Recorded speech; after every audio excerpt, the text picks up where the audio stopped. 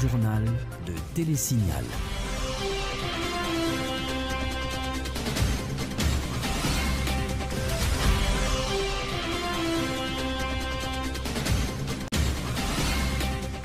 Bien le bonsoir à tous, bienvenue si vous nous rejoignez à ce journal. Tout d'abord, les principaux titres de l'actualité.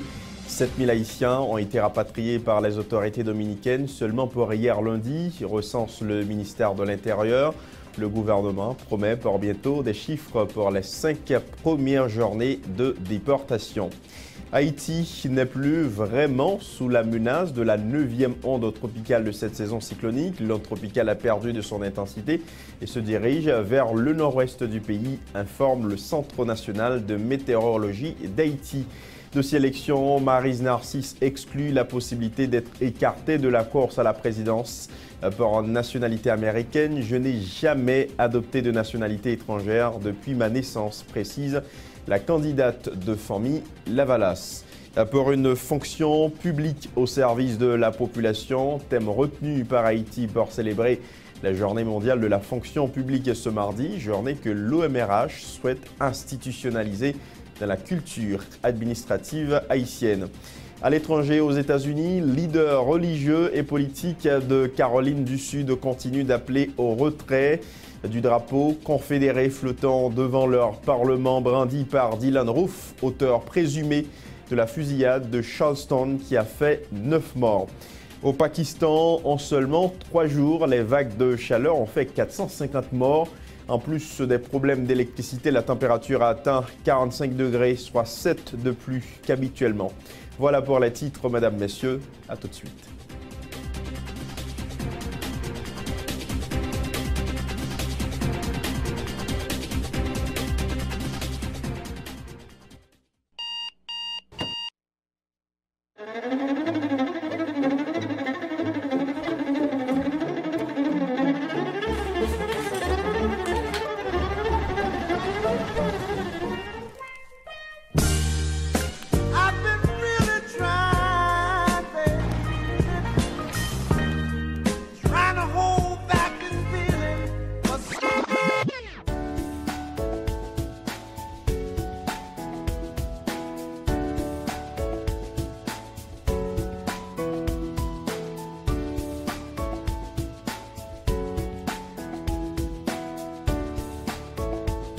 Démaquillant, lotion après rasage et lotion rafraîchissante. Limacol. La fraîcheur de la brise dans une bouteille. Limacol est un produit de la Disprofar en vente dans tous les supermarchés et les pharmacies.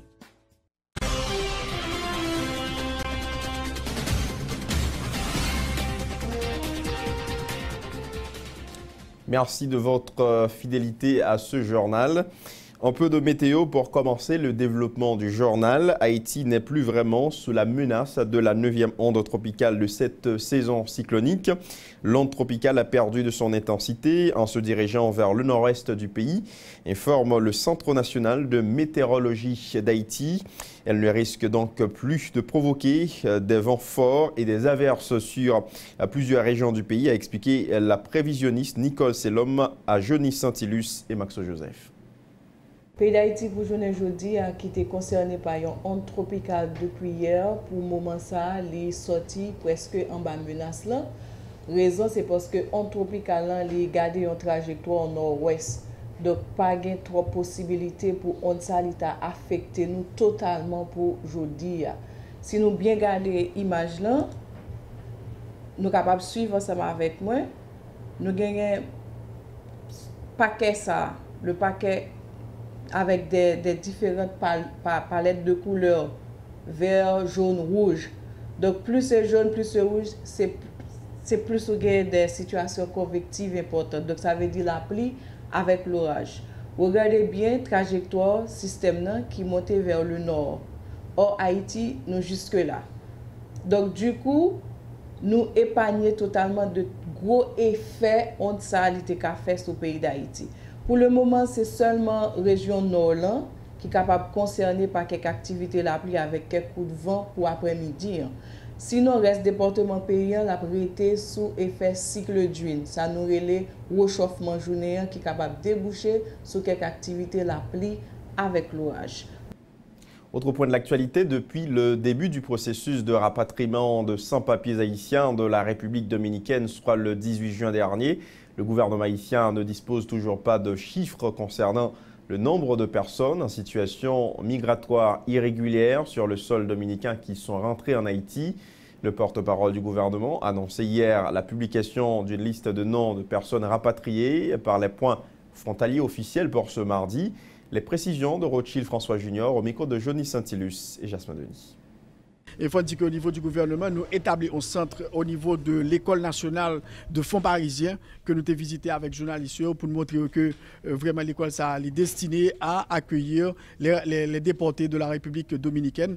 Mais donc nous-mêmes nous parlons au niveau de l'école fonds parisiens, il y a l'autre abri transitoire, abri provisoire que nous établis au niveau de ces zones pour accueillir ces déportés de la République dominicaine. Il faut dire que quand le travail a fait sur le plan de la réinsertion, il y a une commission que nous avons créée vendredi dernier et qui est là notamment des responsables du secteur privé qui a travaillé sur la question de réinsertion. Donc nous allons travailler en pile pour nous voir comment nous allons réinsérer les gens économiquement dans la vie. Grand pile qui est sorti en République dominicaine, qui a travaillé dans le secteur agricole là, il développe une certaine expertise en la matière, nous sommes capables d'utiliser dans le secteur agricole là. Encore une fois, nous continuons à insister du côté des Dominicains pour gagner des dispositions qui prennent pour dire nous à qui le après rapatrier mon combien de gens ont déporté en Haïti, à qui le a fait et sous qui point a fait. Parce que ça fait nous-mêmes nous souhaiter qu'il y ait 2 points pour nous capables faire ça au niveau de Malpass et de Ouanamet. Ça permet que le gouvernement dispose toutes ressources au niveau de 2 zones pour capable accueillir et déporter ça de la République dominicaine. Monsieur le ministre, il y a ce qu'on appelle une guerre de chiffres qui se fait présentement. Les organismes des droits humains parlent près de 800 personnes qui ont débarqué sous frontière. Le gouvernement, qu'est-ce qu'il a en main en termes de chiffres? Combien de monde y arrive à rapatrier exactement sous frontière? Bon, il faut me dire que concernant ce chiffre-là, effectivement, il y a des chiffres qui sont par l'Organisation des droits de l'homme. Mais nous-mêmes, dans le gouvernement, nous avons communiqué sur ce chiffre global-là, le nombre de monde qui passe ces frontières-là entre vendredi à jeudi. Donc, communiquer ça disponible probablement demain. Des chiffres qui risquent d'être biaisés vu que des migrants ciblés par la déportation sont rentrés au pays via des passages frontaliers non officiels et de fait échappent au recensement des autorités haïtiennes à ce sujet. Ils sont plus de 7000 compatriotes qui vivaient en situation irrégulière en territoire voisin à rentrer en Haïti seulement pour hier lundi via 4 points frontaliers réguliers, à savoir Ouanamet, Belader, Thomasy, qui est en chapitre selon des chiffres fournis par le ministre de l'Intérieur, Ariel Henry. Rappelons que hier, le gouvernement haïtien avait déployé plusieurs missions de solidarité sur plusieurs passages frontaliers entre Haïti et la République dominicaine en vue d'accueillir les Haïtiens en contravention avec la loi sur les migrations en République dominicaine et donc menacés d'expulsion. Cette démarche consiste à porter assistance aux compatriotes rapatriés.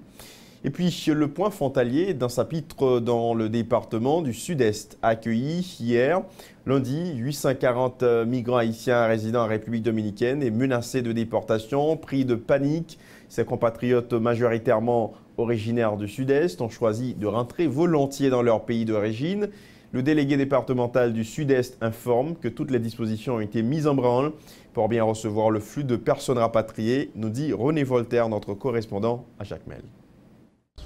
840 Haïtiens qui vivent en République dominicaine dans Elias Pinas débarquent lundi soir 22 juin 2015 dans Jacmel.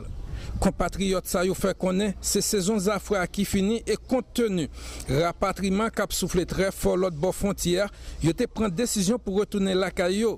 Compatriotes ça yo déclaré c'est à chaque période ça yo vini acti économie yo fait nan bataille pour tabler petit commerce la caillou. Dans le travail, nous yo fin payer nous bon nous même nous descend. Mais on dit l'autre semaine dans pays a mais nous même nous pas tant ça, vous comprenez? Mais peut-être ça même, depuis d'avance, nous descendons. Nous travaillons, nous comme nous chaque année, comme ça nous fait. Depuis que nous descendons là, c'est pas rien, au fait. À vrai dire, même si nous travaillons au Cobla, nous descendons. En novembre, nous démoutons, en novembre. À vrai dire, nous faisons 6 mois à la SAF. À vrai dire, nous avons nous portons pour famille, nous achetons nous portons pour famille. Dans la bataille, nous travaillons, vous comprenez? Dans la compagnie, nous travaillons, regardez-nous bien normal. Dans qui zone nous travaillons en République dominicaine? Là, au Mana. majorité haïtien sa yo, c'est dans le département sud-est là yo sorti. Entre-temps, délégué sud-est là, Pierre-Michel Lafontaine fait connaître, yo établi dans frontière en sapit là, en face pédernale, toute disposition pour accueillir frères acteurs haïtiens yo qui sorti en République dominicaine. René Voltaire, métropole du sud de Jacmel pour Télésignal. On va parler élection à ce journal, comme pour couper aux allégations faisant croire qu'elle détiendrait une nationalité américaine, synonyme de mise à l'écart dans la course à l'élection présidentielle de 2015. La candidate à la présidence, sous la bannière de Famila Valas, rejette d'un revers de main de telles informations. Maryse Narcisse affirme que son parti a toujours opté pour la vérité, déclarant que si ces pièces n'étaient pas conformes aux exigences du décret électoral, elles se seraient déjà écartées du processus électoral. Les propos de Maryse Narcisse au micro de Johnny Santilus et Samus David François. Alors, on va une petite réponse qui est très amusante. Moi, je dis que KEP n'est pas pour Famila Valas. Famila Valas pas dans le pouvoir. Hein? Immigration pas pour Famila Valas. Hein? Je ne vais même arriver là. Si moi j'étais une nationalité américaine. Mais après, parce que nous-mêmes, nous sommes des gens responsables, moi, c'est un dirigeant d'un parti politique, nous sommes dirigeants responsables. Dans tout parcours, moi montrer sens de responsabilité. D'accord? Je ne vais pas faire une politique menti, parce que depuis une politique menti, c'est une politique contre le peuple. Donc,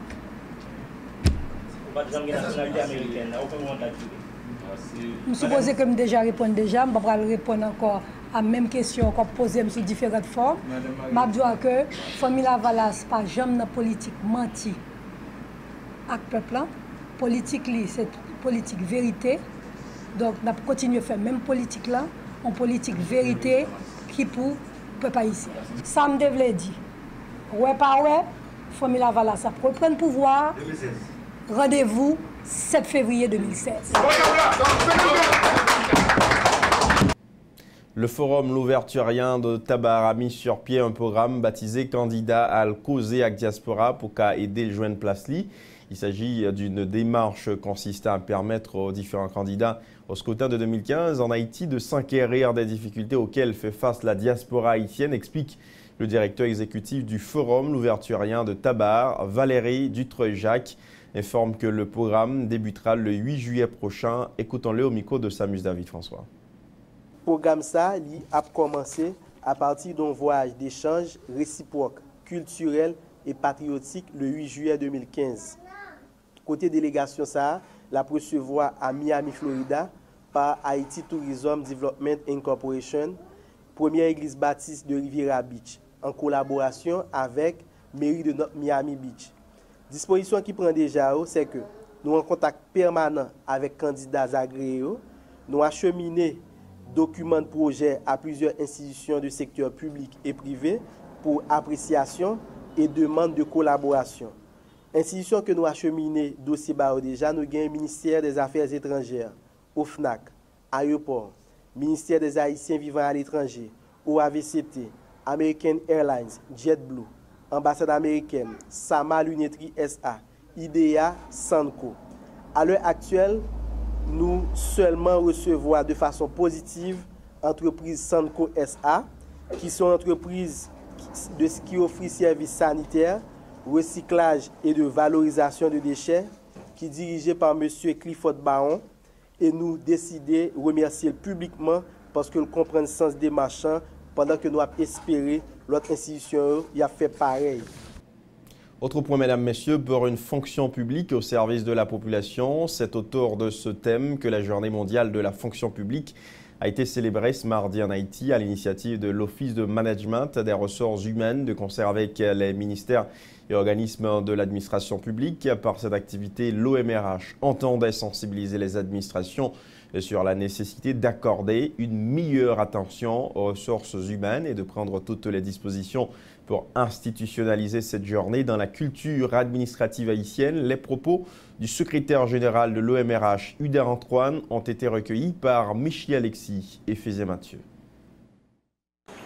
Chaque année, la Journée mondiale de la fonction publique est l'occasion de mettre à l'honneur ceux qui acceptent de se mettre au service de l'humanité, avec les responsabilités que cela implique, qui favorisent l'excellence et l'innovation dans les organismes publics. C'est l'occasion également de souligner les contributions de l'ensemble des fonctionnaires du pays au bien-être de la population, d'inviter les fonctionnaires à manifester leur appartenance à la fonction publique de leur pays. Comme vous le savez tous, travailler dans la fonction publique est une vocation ou encore un sacerdoce. Dans la fonction publique haïtienne, c'est pour la deuxième fois que nous célébrons cette journée, réservée à tous les agents publics et à la valorisation de leurs réalisations. Cette année, sous le thème « Pour une fonction publique au service de la population », nous voulons particulièrement célébrer cette journée en mettant l'accent sur le travail ardu que font nos fonctionnaires pour satisfaire au quotidien les citoyens haïtiens et en valorisant ce travail. Le secrétaire général de la primature, José Pierre, lui, qui a représenté le Premier ministre haïtien à cette célébration, a déclaré que la réforme de l'État, la bonne gouvernance, entre autres, constitue l'une des priorités du gouvernement en place. Pour M. Pierre, lui, la bonne gouvernance d'un pays passe nécessairement par la déconcentration réelle des services publics. Les propos du secrétaire général de la primature, José Pierre, lui, au micro de Michel Alexis et Fézé Mathieu. L'un des engagements du gouvernement que le Premier ministre Paul a l'honneur de diriger est la rationalisation de la continuité de l'État. En ce sens, la réforme de l'État implique la modernisation de l'administration publique et la rénovation de la fonction publique demeure un chantier prioritaire du gouvernement. Le Premier ministre Evans Paul, chef de gouvernement, au-delà des prescriptions constitutionnelles, a pleinement conscience et l'expérimente chaque jour que l'administration est le principal outil sur lequel repose la mise en œuvre des activités découlant des politiques publiques. Décriée assez longtemps, elle n'a pas été capable de satisfaire les citoyens qui revendiquent à juste titre qu'elle soit transformée en un instrument de service à la communauté. La vocation du service exige que l'administration renvoie une image d'une totale disponibilité, de prise en charge des besoins des citoyens, de meilleur encadrement de ces derniers et de capacité à répondre aux diverses questions de la population. Également présent à cette célébration, Pierre-Emmanuel Oubali-Yoro, à titre de représentant de la chef de la mission onusienne en Haïti. Monsieur Oubali-Yoro a déploré l'absence de cadre légal visant à moderniser la fonction publique haïtienne. Il dit reconnaître le capital humain disponible dans le pays. Toutefois, il souligne le manque de structures adéquates permettant d'aboutir à la modernisation de la fonction publique en Haïti. Les précisions du représentant de la chef de la MINUSTAH, Pierre-Emmanuel Oubali-Yoro, ont été recueillies par Michel Alexis et Fézé Mathieu. C'est un honneur pour moi de prendre part aujourd'hui à la deuxième commémoration en Haïti de la Journée internationale de la fonction publique. Cette journée célébrée dans de nombreux pays membres des Nations Unies depuis l'an 2002 honore les femmes et les hommes qui travaillent dans la fonction publique et qui ont su prouver leur profond sens de responsabilité, non seulement envers l'État, mais surtout vers la population qui servent.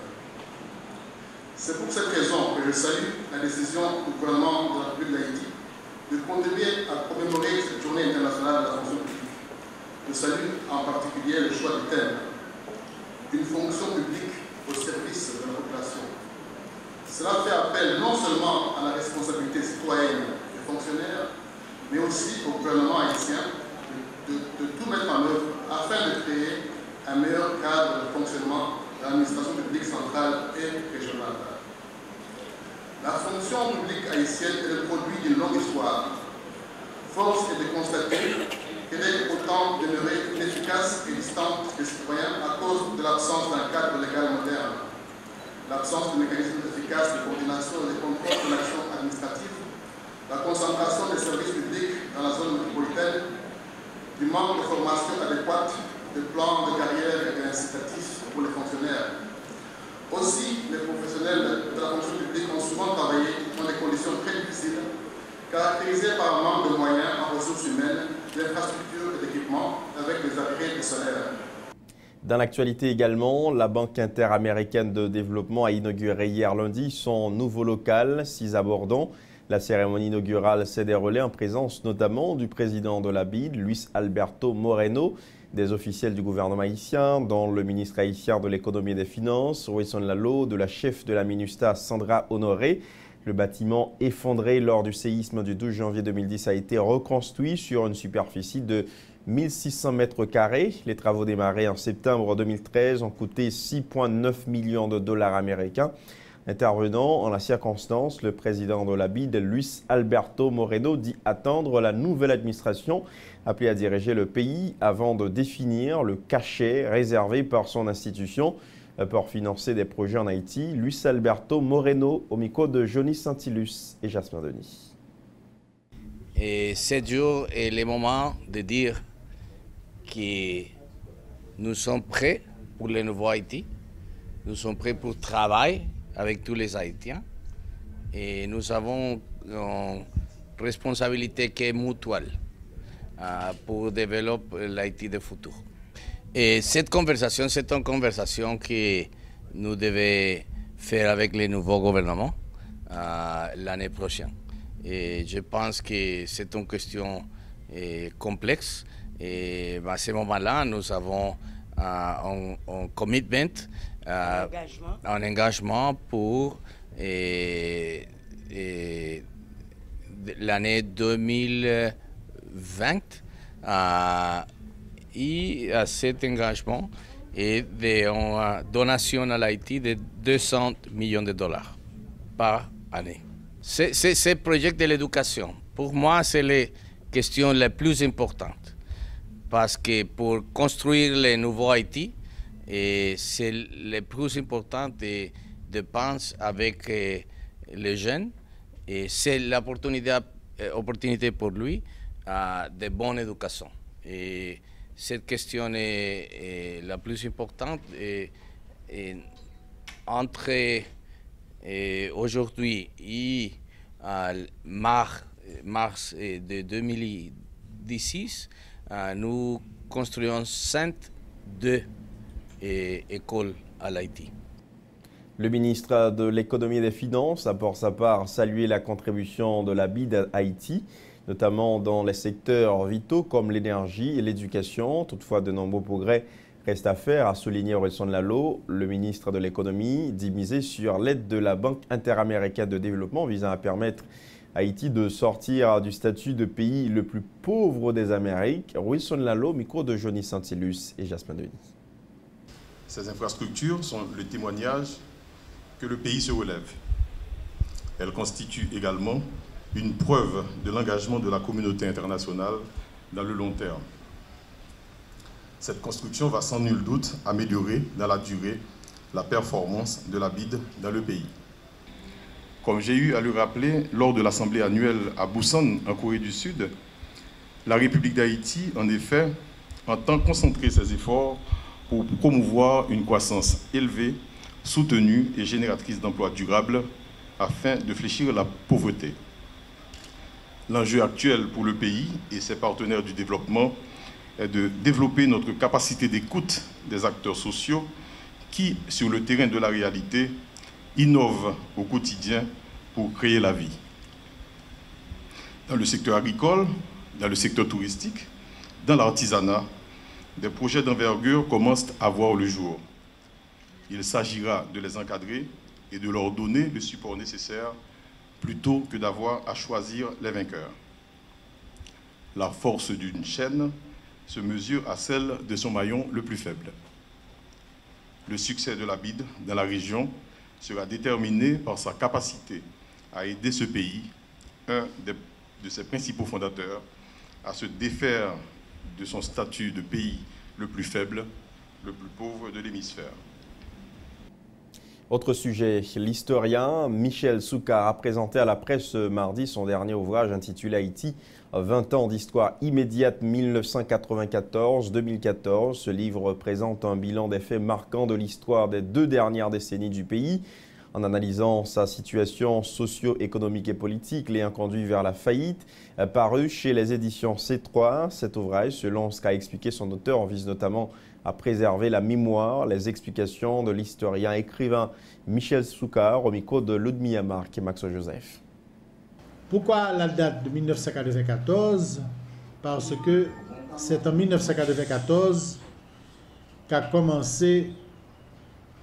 qu'a eu lieu le débarquement américain qui a ramené au pouvoir Jean-Bertrand Aristide et qui a mis fin au coup d'État du 30 septembre 1991.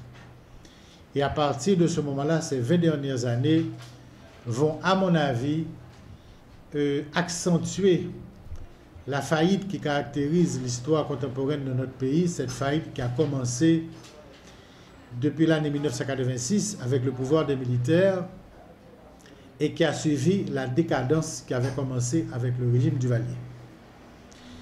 Alors voilà, vous avez donc là le bilan de ces 20 dernières années en termes de faits, d'événements importants sur le plan économique, sur le plan social, sur le plan politique.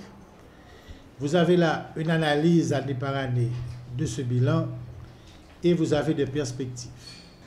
Je pense, comme nous avons l'habitude de le faire pour tous les ouvrages que nous publions, tant les miens que dans la collection Textes retrouvés, nous allons contacter toutes les directions d'école, pas de Port-au-Prince, mais à travers le pays, non seulement pour leur proposer d'accueillir l'ouvrage, mais également aussi de réaliser des rencontres avec les professeurs, avec les jeunes, de façon à ce que, après la lecture du livre, nous puissions avoir avec eux des débats.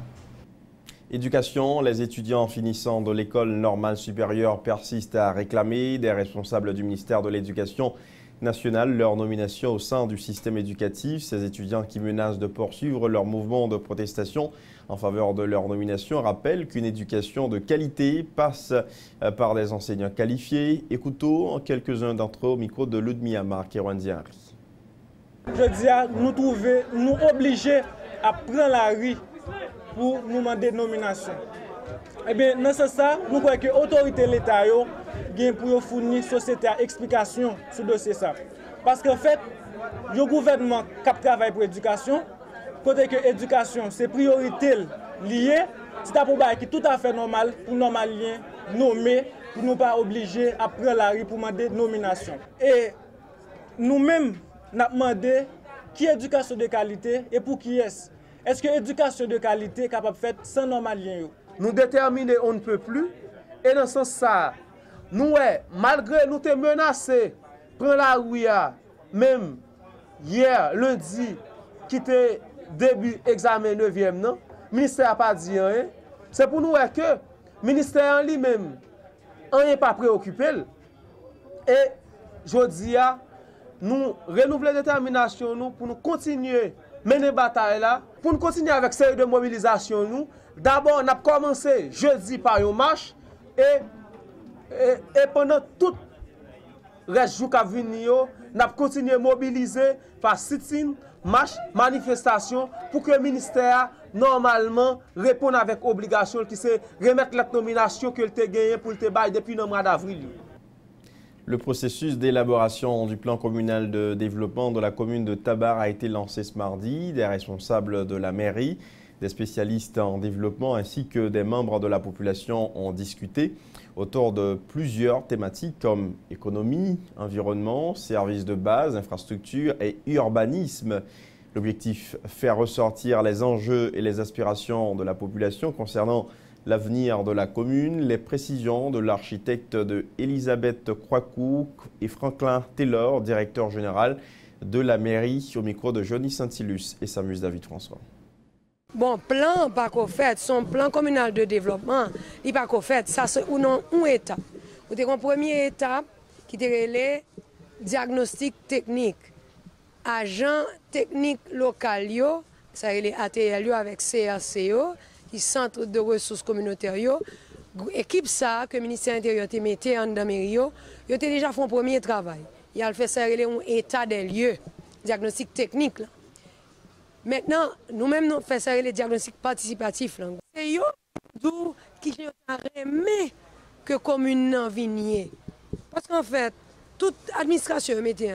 C'est pour satisfaire les besoins de la communauté de Mounio. Donc ça, c'est deuxième étape. Troisième étape, là, pour venir de ça qui a sorti de jeudi, à savoir orientation générale pour le plan communal de développement. Et c'est à partir de là que nous allons déterminer les programmes et les projets. Là, nous finissons faire ça, quatrième étape, là, c'est la validation. Ça veut dire que nous allons regarder les populations, venir entendre mes sacs sortis, mes résultats, tout le travail qui fait. Est-ce que vous êtes d'accord pour approprier? Les outils, ça, les pral utiles parce que mairie en général, yo a avancé avec un pile difficulté dans la question action que a fait dans la communauté parce que yo pas impliqué moun dans la communauté dans ça yo ta remet fait comme bien pour la communauté. Donc je dis là nous avons toute couche sociale là, représentation en fait par secteur privé, organisme international, moun qui travaille dans la mairie, population, CRC et toute classe vive commune. Donc, ils prennent un atelier de travail, garder ensemble qui ça cap bon, qui ça cap meilleur pour la commune tabac. Et dans le cadre technique, élaborer un document qui pourra servir pour magistrats qui pourra élire. Et aller plus loin, pour députés, à tout dans le cadre d'action que les pourra faire de concert avec magistrats, gagner un outil technique pour lui aider la population à mieux s'étler.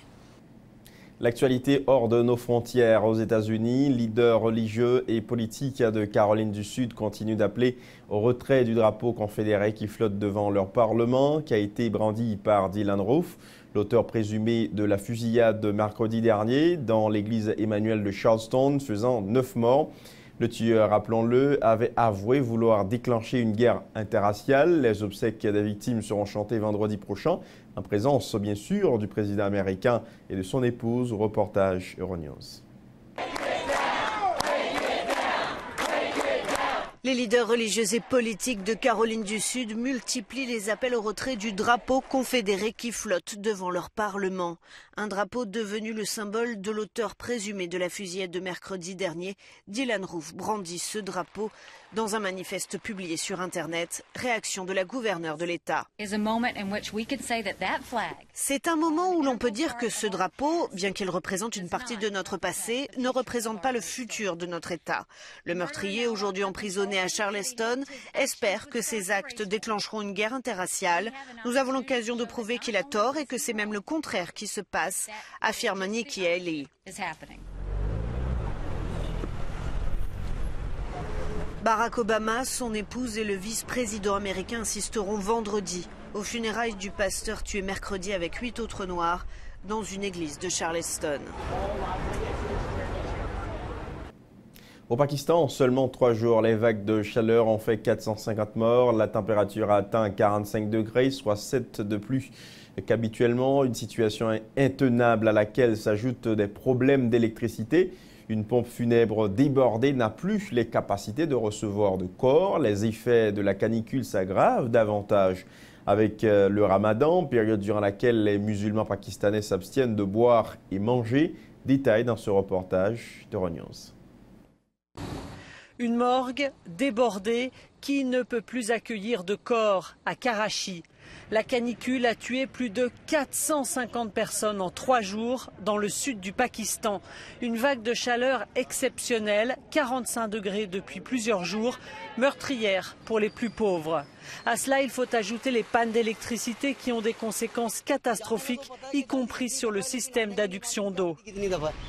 On ne sait pas quand l'électricité va revenir, dit cet habitant de Karachi. Tout va mal à cause des pannes de courant. Je viens de voir un mort et quand j'ai demandé à la famille ce qu'il s'est passé, ils m'ont dit qu'il est mort parce qu'il n'y avait pas d'ambulance disponible. Le ramadan pendant lequel les musulmans pakistanais s'abstiennent de boire et de manger, la journée aggrave les effets de la canicule. Les habitants attendent les pluies de la mousson plus tard dans la semaine, espérant qu'elles feront baisser les températures. Les États-Unis annoncent le déploiement d'armes lourdes sur le flanc de l'OTAN, une mesure temporaire selon Washington et qui intervient au moment où plusieurs pays de l'Est de l'OTAN, dont l'Estonie, la Lituanie, la Lettonie et la Pologne, ont une inquiétude grandissante manifestée depuis l'annexion de la Crimée et les combats en Ukraine. Le président russe dit mal cette décision des Américains. Vladimir Poutine annonce une réponse musclée d'ici la fin 2015. Reportage Euronews. Les États-Unis vont déployer des armements lourds sur le flanc est de l'OTAN. Il s'agit d'une mesure temporaire selon Washington qui comprend des véhicules de combat et des équipements associés. Une première depuis la chute du mur de Berlin en 1989. L'Estonie, la Lituanie, la Lettonie, la Bulgarie, la Roumanie et la Pologne sont concernés au moment où ces pays sont de plus en plus inquiets depuis l'annexion de la Crimée et les combats en Ukraine. Malheureusement, nous avons passé beaucoup de temps à évoquer les récentes tentatives de la Russie de revenir en arrière, surtout ici dans la région de la Baltique, explique Ashton Carter, le secrétaire américain à la Défense. Le ministre estonien de la Défense tient néanmoins à rassurer. Nous ne parlons pas d'entrer dans un nouveau type de guerre froide et de course aux armements. Nous ne cherchons pas collectivement à répondre à Poutine. Je veux dire tank pour tank, hélicoptère pour hélicoptère, ici dans la Baltique. C'est pourtant un bras de fer. Ce projet américain a déjà provoqué la colère de Vladimir Poutine. Le président russe a annoncé en réponse le renforcement de son arsenal nucléaire avec 40 nouveaux missiles intercontinentaux d'ici la fin 2015. Les principaux titres de l'actualité, 7000 Haïtiens ont été rapatriés par les autorités dominicaines seulement pour hier lundi, recense le ministère de l'Intérieur. Le gouvernement promet pour bientôt des chiffres pour les 5 premières journées de déportation. Haïti n'est plus vraiment sous la menace de la 9e onde tropicale de cette saison cyclonique. L'onde tropicale a perdu de son intensité en se dirigeant vers le nord-est du pays, informe le Centre national de météorologie d'Haïti. Dossier élection, Maryse Narcisse exclut la possibilité d'être écartée de la course à la présidence pour nationalité étrangère. Je n'ai jamais adopté de nationalité américaine depuis ma naissance, précise la candidate de famille Lavalas. Pour une fonction publique au service de la population, thème retenu par Haïti pour célébrer la journée mondiale de la fonction publique. Ce mardi, journée que l'OMRH souhaite institutionnaliser dans la culture administrative haïtienne. À l'étranger, aux États-Unis, leaders religieux et politiques de Caroline du Sud continuent d'appeler au retrait du drapeau confédéré flottant devant leur parlement, brandi par Dylan Roof, auteur présumé de la fusillade de Charleston qui a fait 9 morts. Au Pakistan, en seulement 3 jours, les vagues de chaleur ont fait 450 morts. En plus des problèmes d'électricité, la température atteint 45 degrés, soit 7 de plus qu'habituellement. C'est pratiquement la fin de ce journal, mesdames, messieurs. Merci à vous de l'avoir suivi. À très bientôt.